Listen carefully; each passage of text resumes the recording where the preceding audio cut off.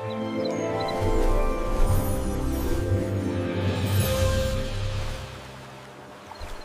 समय की बात है, एक छोटा सा गांव था जहां नेहा नाम की लड़की अपनी एक छोटी सी झोपड़ी में अपने छोटे भाई के साथ रहती थी। गांव में भयंकर गर्मी पड़ रही थी। सूरज की तेज धूप से धरती जल रही थी। खेत सूख चुके थे और तालाबों में पानी खत्म होने लगा था। नेहा ने दिन रात मेहनत करके अपने छोटे से खेत में गेहूं बोया था। नेहा रोज सुबह जल्दी उठकर खेत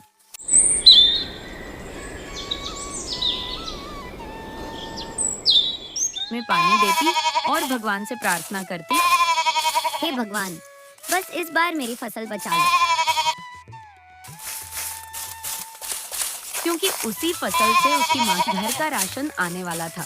लेकिन एक दिन गर्म हवाएं इतनी तेज चली कि पूरा खेत सूखने लगा। नेहा घबराकर खेत की तरफ भागी।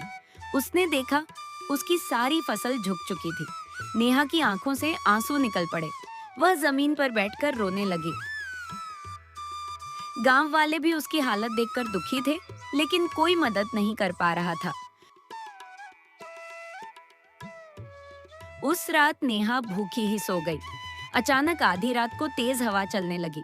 कुछ देर बाद आसमान में बादल छा गए और फिर जोरदार बारिश शुरू हो गई। नेहा तुरंत खेत की तरफ दौड़ी। बारिश का पानी उसकी सूखी फसल को फिर से जीवित कर रहा था। नेहा खुशी से रो पड़ी। भगवान ने मेरी सुन ली। कुछ दिनों बाद उसकी फसल फिर से हरी हो गई। गांव वाले यह देखकर हैरान थे। इस कहानी से हमें यह सीख मिलती है कि मुश्किल समय चाहे कितना भी बड़ा हो, मेहनत और उम्मीद कभी नहीं छोड़नी चाहिए। Please like, share and subscribe.